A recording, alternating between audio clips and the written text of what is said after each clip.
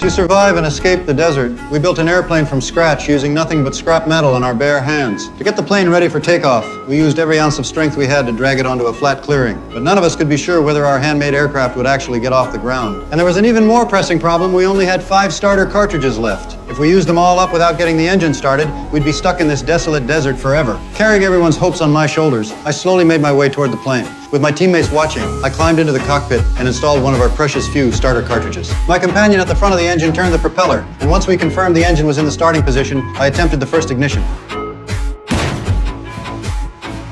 The first attempt clearly failed, and our spirits immediately sank. Without hesitating, I flipped the switch again. The propeller in front of the engine began to turn slowly. Seeing this, I carefully gave it some throttle. Under my control, the engine started running at high speed, but just seconds after our hopes lifted, the spinning engine gradually came to a stop again. I seized the moment and tried a third time, but the engine behaved just like before. It ran for only a few seconds before shutting down again. My teammates at the front of the plane felt like the sky was falling, convinced in their despair that there was no hope of ever getting out of here. At that moment, I realized the problem might be debris in the cylinders, which was preventing successful ignition. I'd need to use 1 starter cartridge to clear out the contaminants. But if I did that, we'd only have 1 cartridge left to actually start the engine. Encouraged by my teammates, I pressed the starter switch for the 4th time.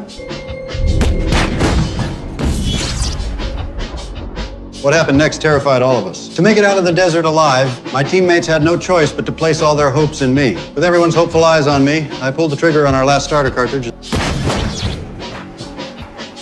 and then carefully worked the throttle. As we watched the engine slowly turn, we all started praying, hoping against hope that it would fire up successfully.